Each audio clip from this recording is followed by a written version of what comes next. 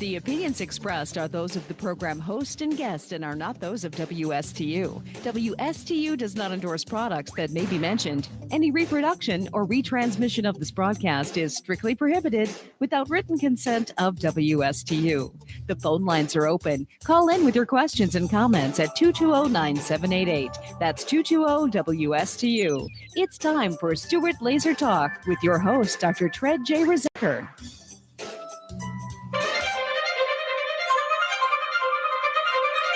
I'm 5'10" and 242 pounds. I always say this is the biggest I'm ever going to be, and I said that like 20 pounds ago. A third of Americans are obese, another third is overweight. Obesity is the biggest threat to the health, welfare, and future of this country. I've always been overweight. I've got diabetes, Sleep apnea, heart disease. everything's hurting now. It's a lot easier to lose weight than it is to keep weight off. This is probably going to be the first generation of children who are going to have a shorter life expectancy than their parents. 18% of our children right now are obese. It's not only health, it's about survival and well-being of the United States as a nation. You don't crave broccoli, and our generation has grown up craving a Big Mac. I want to think that there's something better for me. Unless we're able to control this epidemic, we're going to have an abundance of chronic disease. All of us have to be part of the solution to reduce obesity. The weight of the nation is out of control, but we can fix that. If we don't now take this as a really urgent national priority, we are all going to pay a really serious price. Obesity will crush the United States in oblivion. Hey, hello, Stuart, Florida. Welcome from the bottom of my beating heart that you're here tuning in, or maybe you've just accidentally stumbled upon this radio program. We're here on WSTU 1450. It is AM radio, and it is the talk of the Treasure Coast, and I am your host, a real doctor with licenses and credentials and a business model, which is something I am going to share with you today. It's using a red light, low-level laser, FDA cleared and FDA approved technology for spot fat reduction, body contouring, and to assist, to help you if you want to lose weight faster, quicker, and with better results, since the laser attacks and reduces the subcutaneous fat, the stuff you can squeeze with your fingers if you reach down and squeeze around your belly. And at the same time, we're helping you with visceral fat, which really is diet and eating better, making better choices and moving a little bit. However, once you're over 50 and you're struggling with weight loss, and it isn't quite as easy as it used to be to lose weight, to shrink down and to tone, there's reasons for that. And most of those reasons are hormonal and aging, have to do with your age and your hormones, and not as much about food as you would think, okay? Or the fact that you have an occasional glass of alcohol, or maybe you like your sodas, you like your Coca-Colas. We put way too much emphasis on the food you're eating, and and I'm telling you, it's a hormonal problem. Of course, if you overeat, you're overeat. But we're talking about the people who are not overeating, who are really minding their calories, who are trying to do everything correctly when it comes to food choices and eating, knowing the difference between a carbohydrate and a protein and a good fat and a bad fat, good carbs, bad carbs. What about fasting? I've heard about this OMAD, 1 meal a day, time restricted eating, working on your gut microbiota, that the problem is all in your gut, the gut bacteria, the microbiome, which, when it is not eating the proper foods, forms leaky gut syndrome. And then the leaky gut leaks fecal matter through the intestinal wall, the lower intestine, into the bloodstream, into the peritoneal cavity. And this can make you very sick. So it's called leaky gut syndrome. And, you're also somebody who is, maybe you've been hitting the gym hard. You've been doing the exercise, doing the fitness schedule. Maybe you're in Pilates right now. Maybe you're running the bridges daily, cycling 20 miles a day. And yet, when it comes to spot fat reduction, to really contouring your midsection to be shapely and attractive, like, a 20 or 30-year-old can easily attain. When you're over 50 and 60, it's a lot harder. It's a lot more difficult. And it has to do with hormones. And the hormone that we're going to talk about here today is not your sex hormones.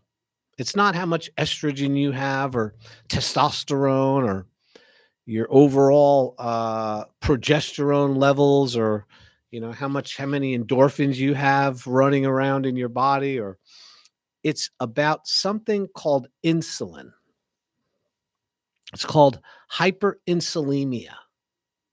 And insulin is a hormone that the pancreas produces in response to any calorie that you eat, whether it's glucose and whether it's, food that you're eating. Insulin is the molecule, is the hormone, the gatekeeper that stores energy into the cell.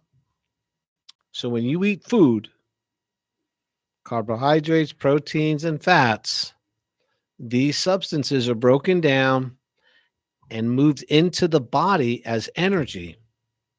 And energy storage has to do with insulin, the levels of insulin that you have. And that's important to know, because if you have too much insulin in your bloodstream, if you have too much insulin, like a normal insulin level is hyperinsulinemia, even though you're eating less, you're still going to become overweight. You're still going to make fat. You're still going to store energy, because the insulin is causing you to store the energy, not necessarily the food you're eating. Although excessive food can always cause storage. However, we're talking about the person who is eating within reason. Of course, we all have days where maybe we overeat. Some of us do. And these are the people that are in their 40s and 50s because of their poor nutritional habits, or they didn't watch their overall metabolic health. The metabolic health suffered when they were younger from the things that they did, the things they should have done, the things they could have done, the things they refused to do, like exercise, eat better food, stay away from alcohol, not eat empty calories. Over time, these people, you and me, develop metabolic problems, metabolic issues. And metabolism is simply energy storage, energy burned. That's what metabolism means. It means that you're storing energy and you're burning energy. And you want the metabolism to be equal. You want to have the equal amount of energy storage with the same amount of energy release or burning in order to have perfect metabolic health. And all of a sudden, I reach 50 and I realize, oh my God, I look different. My body looks different. I'm starting to notice my skin is not supple and smooth like it was. I'm noticing some weakness of my muscles. I can't run up and down stairs like I used to. Bending over to pick things up is like I'd rather somebody else do it. When I sit for too long, I wake up and I'm stiff and painful. My knee is now starting to hurt and it's swelling, and the doctor's telling me it's bone on bone. I've also noticed as I've gotten into my 50s and 60s that I'm starting to notice some numbness and tingling in my feet, in my toes, maybe even in my fingers. I'm not sleeping as well as I used to. I wake up and I'm dehydrated and I don't know why. Maybe, I'm now having problems with my bladder. I'm having urgency. I notice that at night I'm getting up 2 and 3 times a night to urinate. And I also notice as I'm getting into my 50s and 60s that food has become really important to me. I mean, it always was important to me when I was younger because I was always hungry. But now that I'm in my 50s or 60s, I'm eating food just to feel better. In other words, it's the thing I do that I own, that I enjoy. And I'm not doing a lot of other things that I used to do. And food has seemed to have taken place for that. It's taken place of my relationship that hasn't been so great. I find more comfort in eating food. And when I get up in the morning, what gets me up is I'm hungry and I can't wait for breakfast. So I have a nice breakfast, and 2 hours later, I'm hungry again. And now I'm suffering because my blood sugar feels like it's dropping. I'm getting shaky. I don't feel well. Yet, when I look at myself in the mirror, I'm twice the size that I was when I was in my 30s or 40s. Yet I'm hungry all the time. I've even noticed that I'm losing my skin's becoming shiny around my feet, around my legs. And I notice there's an overall discoloration of my skin, almost like a purple color around my heels and around my feet. In fact, one of my feet, sometimes both, are swollen. They're puffy. In fact, I thought maybe my shoes were too small. And I realized that I've got to buy bigger shoes now that I'm 50 or 60 years old. Actually, I think about sex, but I just don't have the real desire. I'm losing sex drive. I'm losing muscle tone.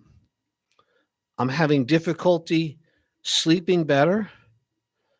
I am concerned about my overall wellness, and this is what I see happening to a lot of you out there. Okay, and I'm going over some of these signs and symptoms of metabolic syndrome. That the belly is now, you can't, you're having to buy new clothes. You're expanding in waistline, even though your face is skinny. You drop $500, $600, $1,000, $1,200 on Botox, yet you're still obese. And now blood sugar is high, hyperglycemia, starting to have some hypertension. I go to the doctor. He says my pressure's elevated, and he says I need to take meds. And gosh darn it, I'm hungry all the time. And I can't lose weight. Folks, everything I'm telling you is probably 80 to 90% of you who are over 50 to 60 to 70 years old are all at what we call the Rubicon. The point of you know what? I have to really look more. I'd have to look better at my health. I need to look at my choices. I need to look at the food I'm eating. I need to understand more about my hormonal profile. I need to think about, longevity. I don't want to be a burden to my family as I get older. I notice that my life is, I'm more concerned about my health insurance being paid up than I am my summer project I have down in the Keys, where I used to go down there and fish and swim and have a great time. All of a sudden, that's not as much fun as it used to be, because I don't want to get far away from my medical providers. God forbid I should have an episode of something. And now we're worried about, supply chain breaks in the supply chain, because they told me that most of the meds that I take are made in China, are made overseas. And with supply chain disruptions, they might not have my metformin or my hyper blood pressure medication. And, now we start going into the doctor more often, and we start having tests and allowing them to do things to test us for diagnostics that we would never have accepted.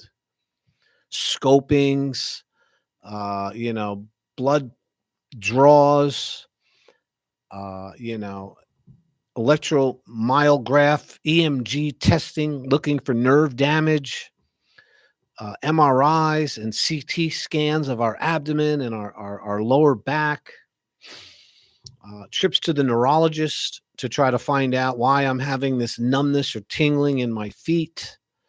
Maybe you're having, anxiety and stress leading to lethargy and basically a Mocha's kind of attitude about life.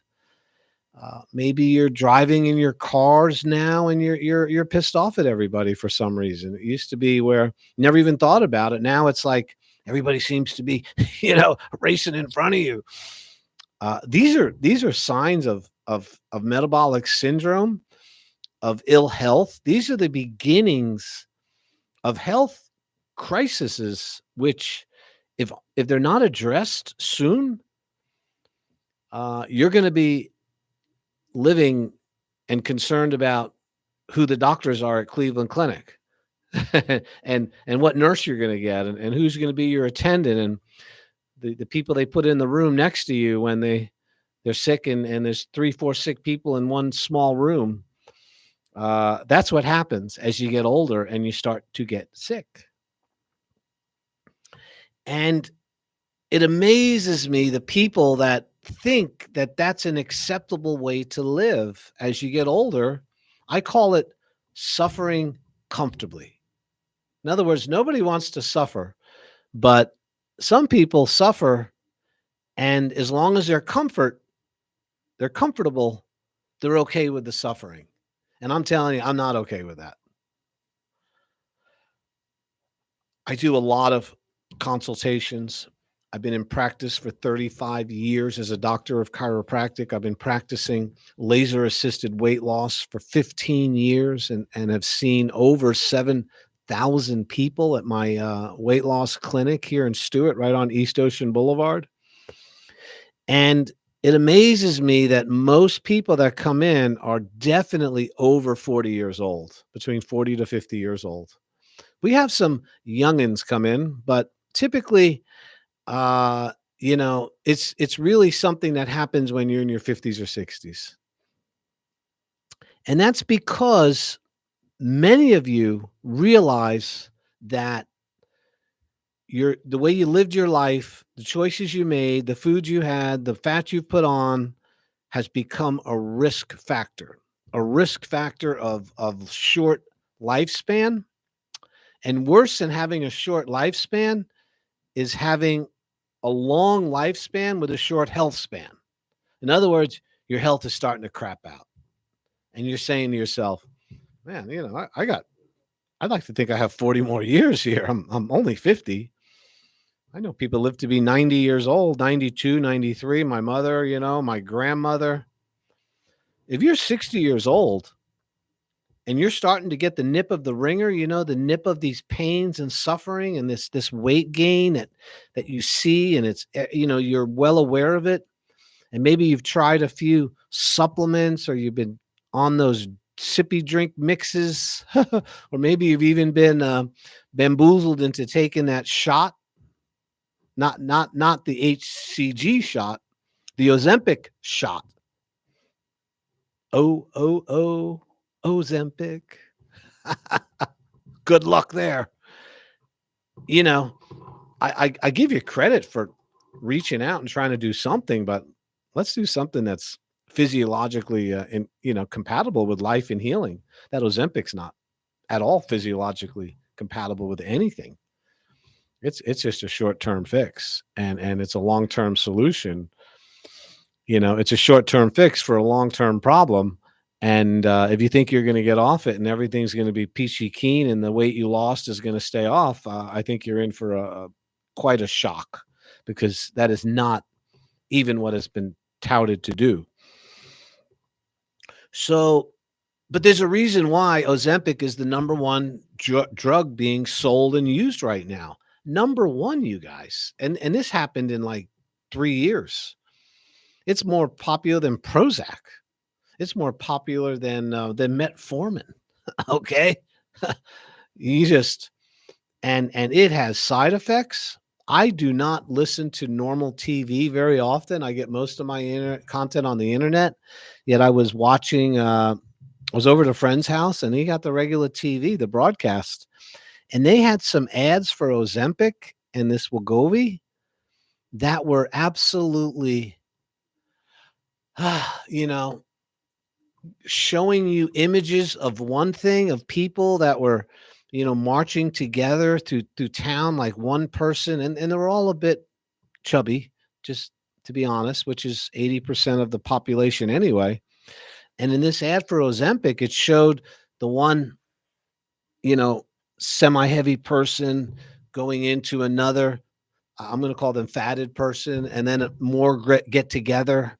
And then as they're going through the community, it's turning, it almost looks like the Piper, the Pied Piper, as they're singing and dancing. They're all following this one person. Now there's a whole team of people, a whole group of the community, all walking in the town, all smiling and shoulder to shoulder. And at the bottom of the screen, they're telling you the side effects of Ozempic and how many there are. And I mean, it was a minute and a half of them narrating all of the side effects, the back pain, the nausea, the bleeding. And it's almost like, and as they're going through this 2-minute commercial ends with, thumbs up and, it's okay. Just ignore all the side effects. And my thought was, using lasers to assist in weight loss, so much better than anything that you could get from an injection.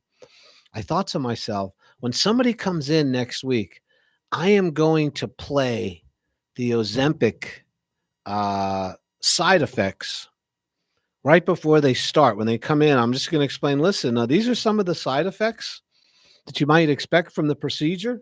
I'll be kidding, of course.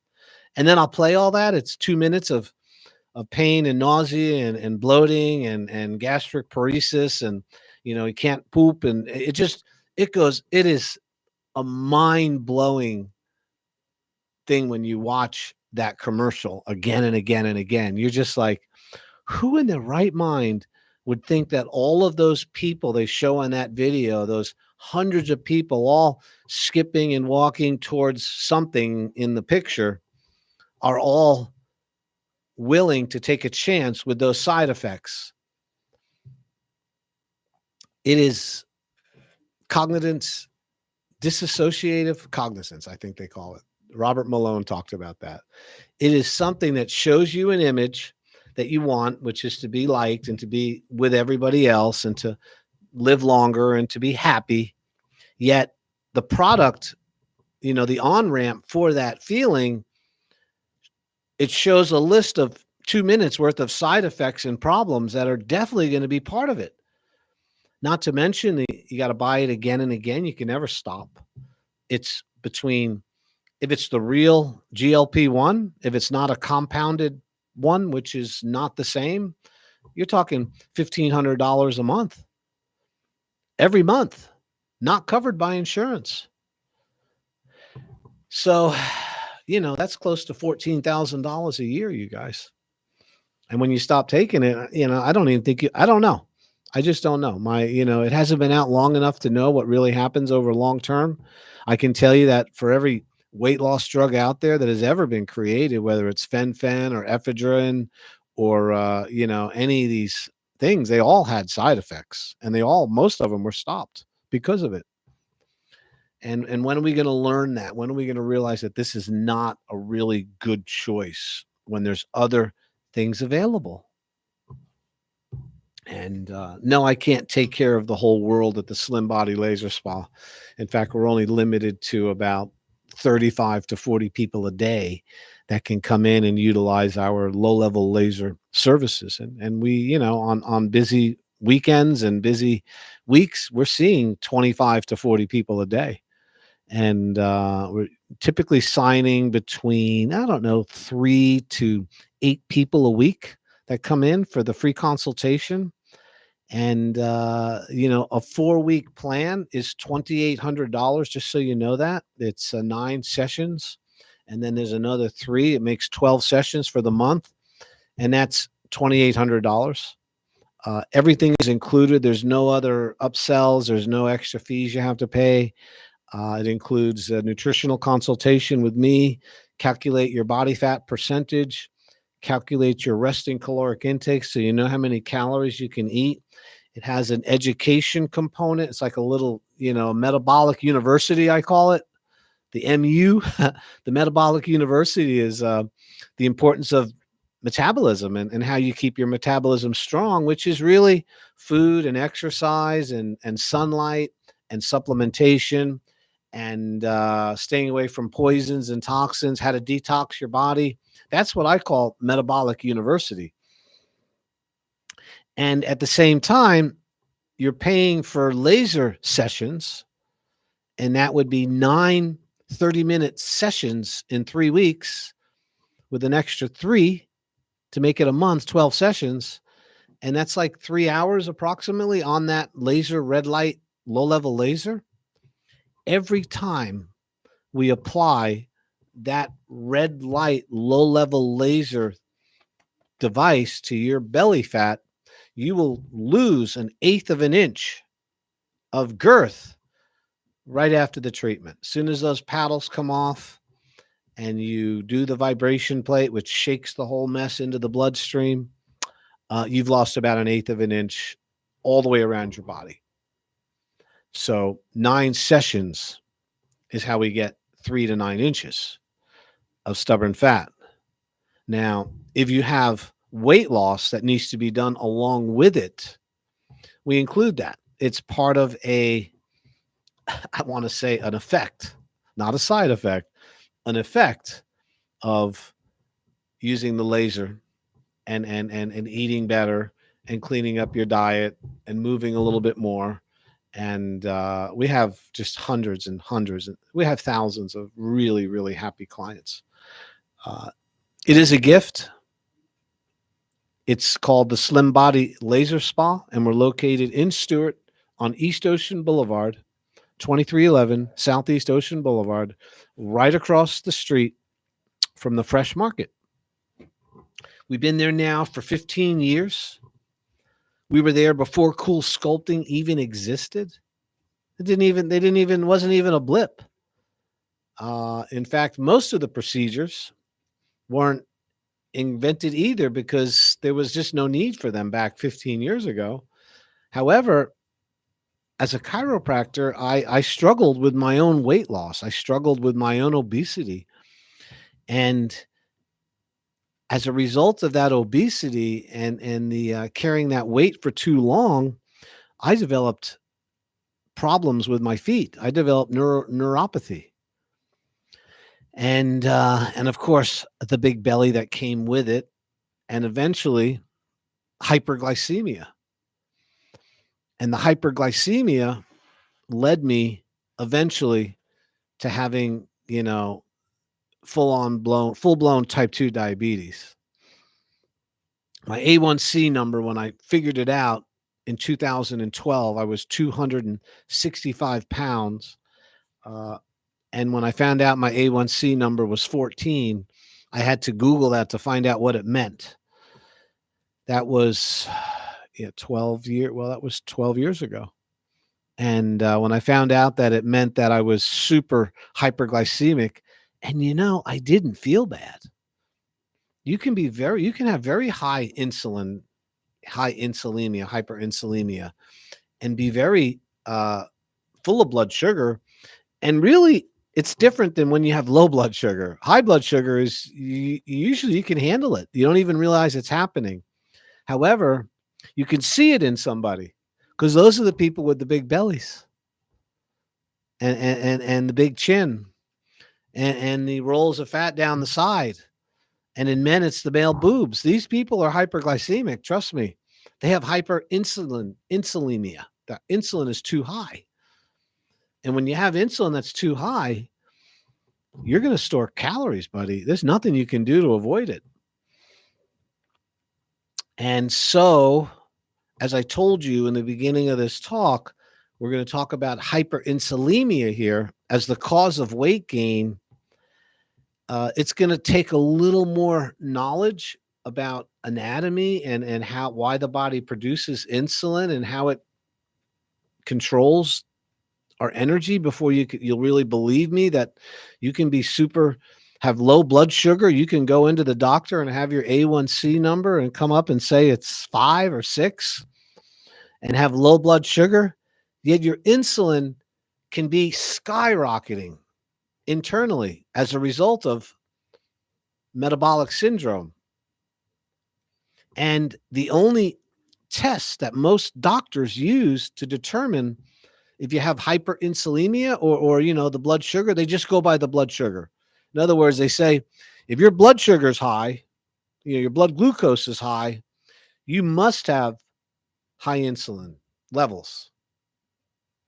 And so what they do is, but why is the insulin high? Because the insulin is no longer working. It's called insulin sensitivity. It's insulin resistance is what it is. It's insulin resistance. And that's what type 2 diabetes is. The insulin is no longer working. So, and that's an adaptation by the body to prevent you from overstuffing your cells with food, with calories, with fat. If you're eating more than you're burning, every day you're eating more calories than you can physically remove and burn, you are going to store fat. That's the rule. That's the law. And as you keep storing fat and overeating food and not eating food that's nutritious, that fat starts to accumulate in your body. And what the body does, if you're not willing to back off on those calories, if you're not willing to clean up your diet, your body is very intuitive. And what it does is it creates a situation where the insulin that you're producing by the pancreas no longer it can no longer bring food into the cells the same way it did when you were younger.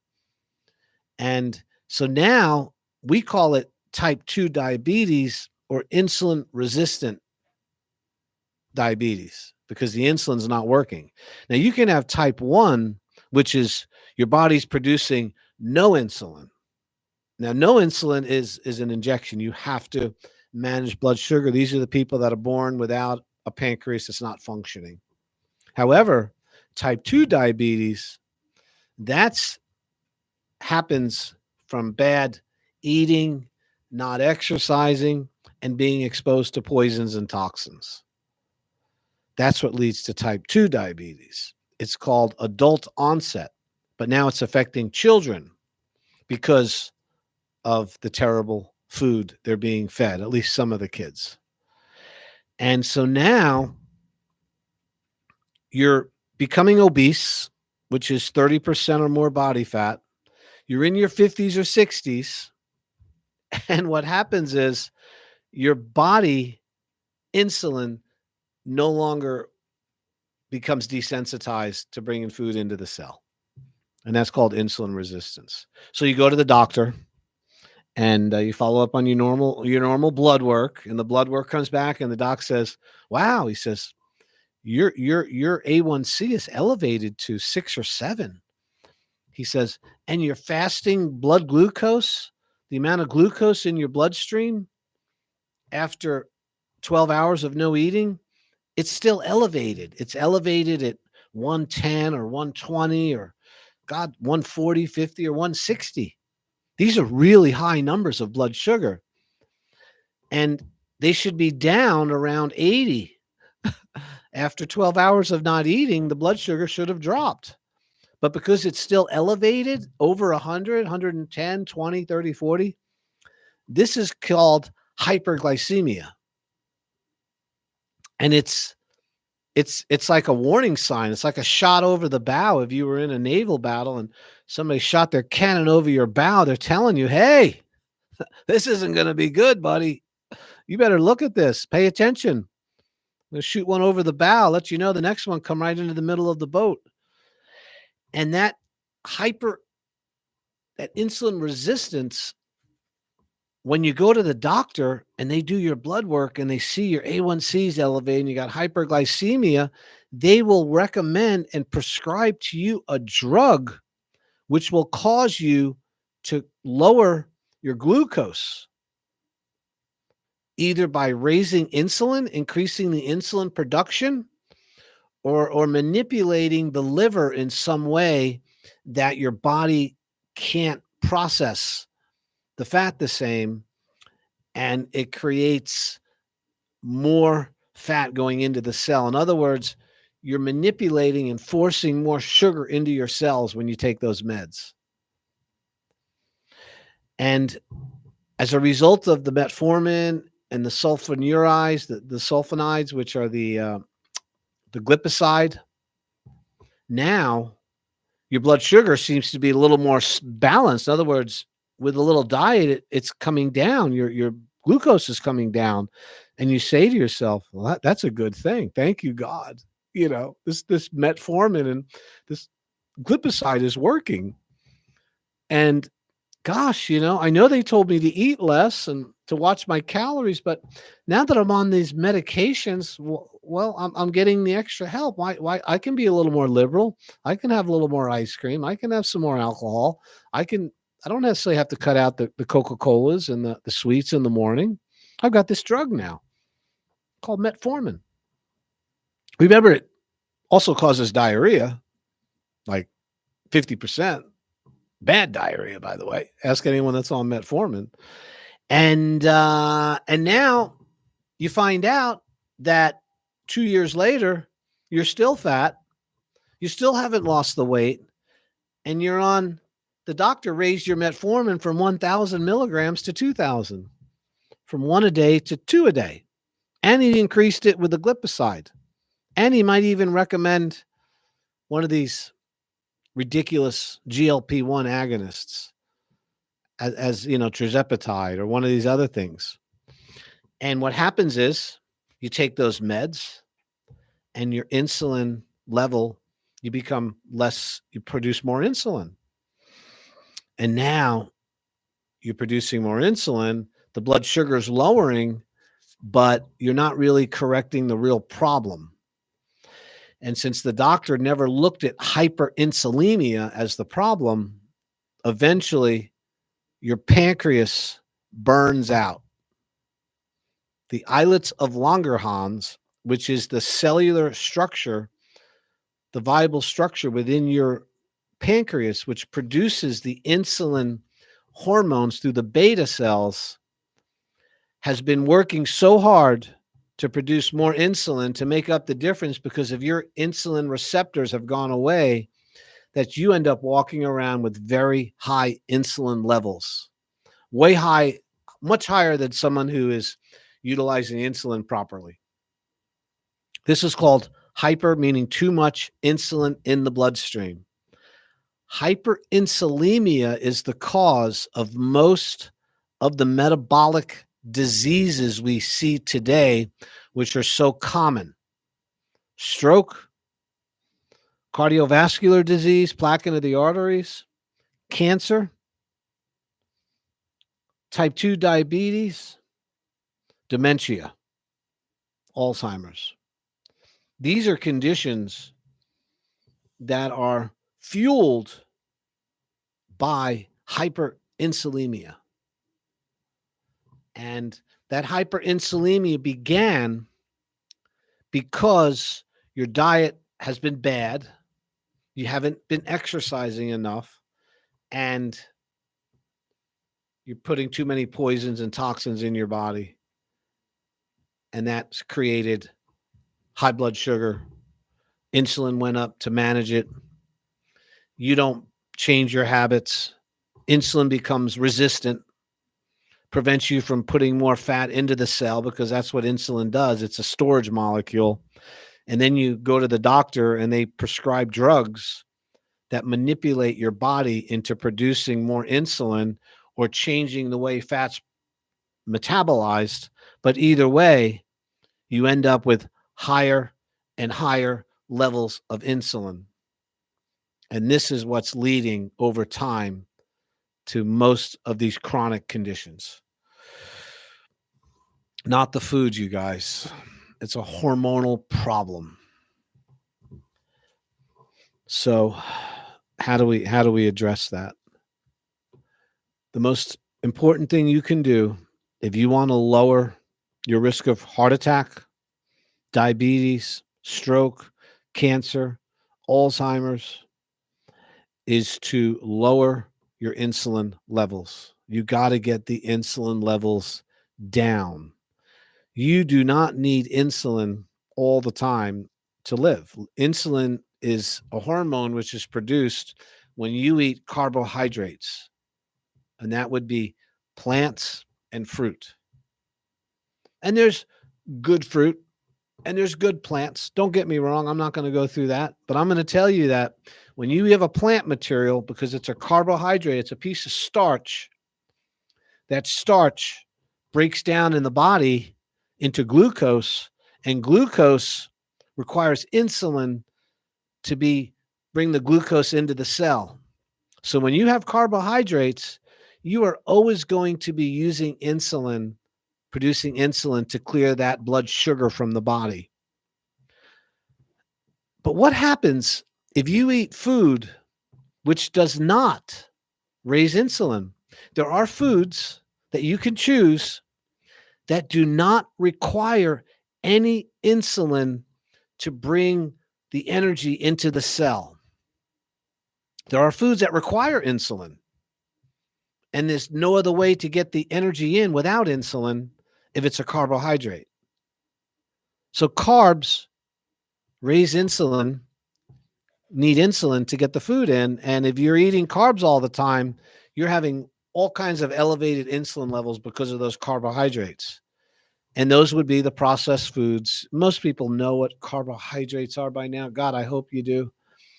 Now, when you have a piece of protein, which is meat, or even vegetable protein, which is, I don't know exactly how that's handled by the body as much as I know the animal proteins. But when you have fat, which is saturated fat, which is animal fat, butter, avocado, healthy fats, omega-3s, salmon.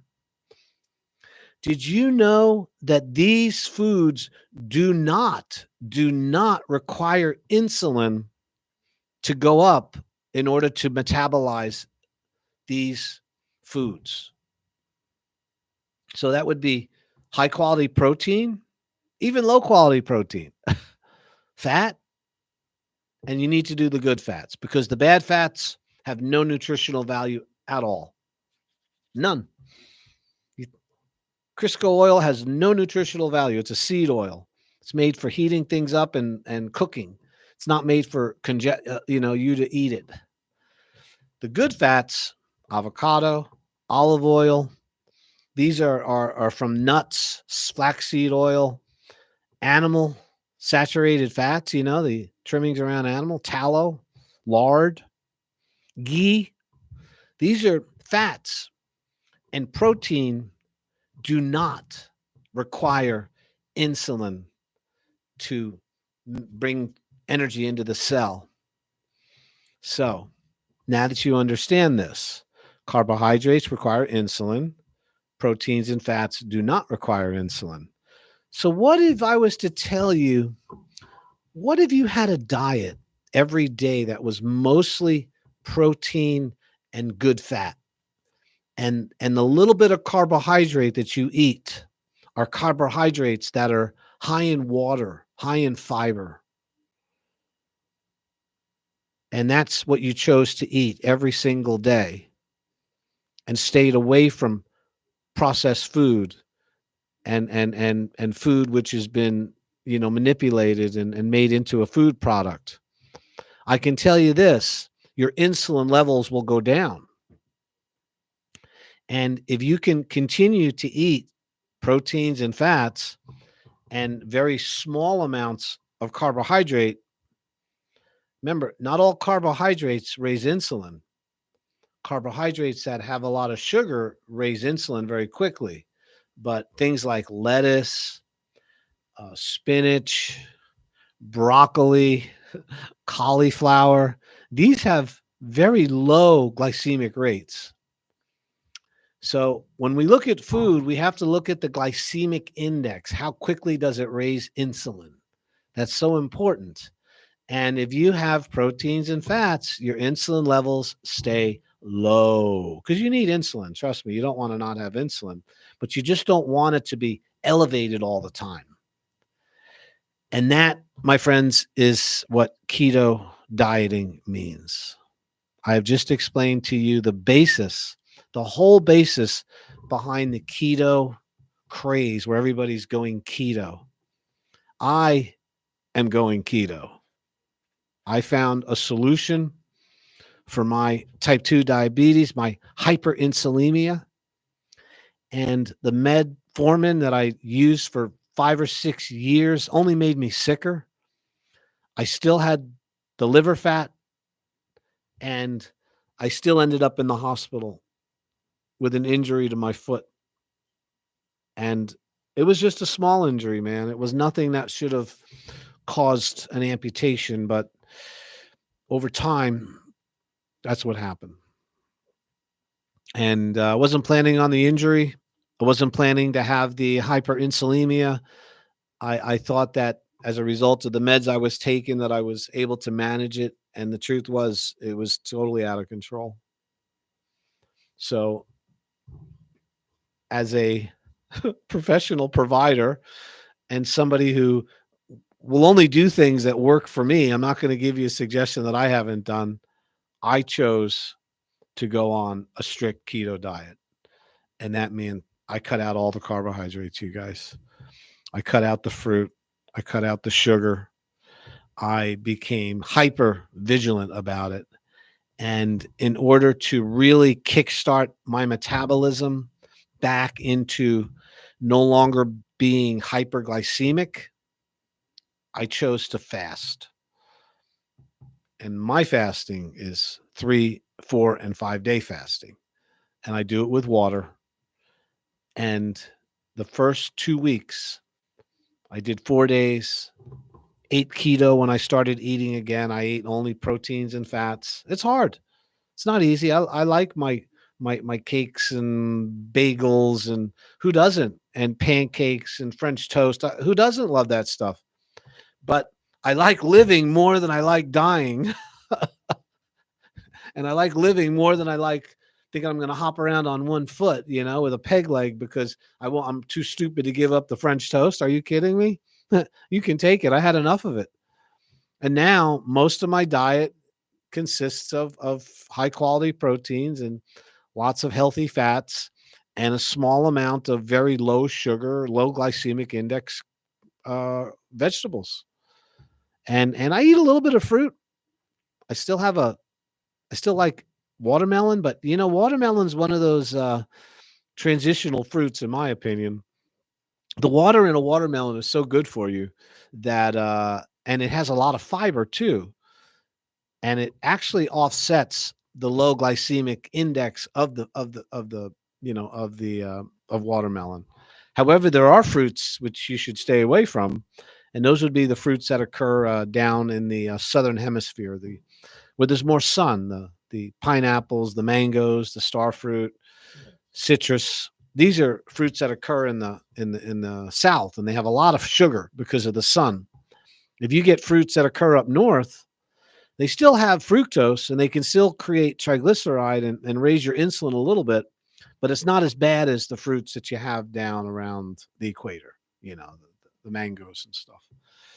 So as a result of this working on my keto lifestyle, that was 10 months ago, I have completely normal blood sugar reactions with glucose and insulin as long as I eat smart. And that means if I eat my proteins and I eat my healthy fats and I have a little bit of carbohydrates, I'm really good and my numbers stay really well. I'm down to 195 pounds from 265. And yes, I still use the laser because the laser tightens and tones the skin while you lose weight. And that's really important, you guys. If you're interested in a free consultation, you give me a call, Dr. Tread, Slim Body Laser Spa. You can go online. It's drtread.com, slimbodylaserspa.com. We're located on East Ocean Boulevard, right across from the Fresh Market. You can come in. We have free consultation, free body fat checks, free health exams as a way of introducing you to what we do. And that's why we do it for free. Not because it's not valuable, but because I don't want any barrier for you to come in. And listen, spend time with your family. It is Thanksgiving. And remember how fortunate you are. Thank you so much. God bless. I'll see you soon. Bye-bye.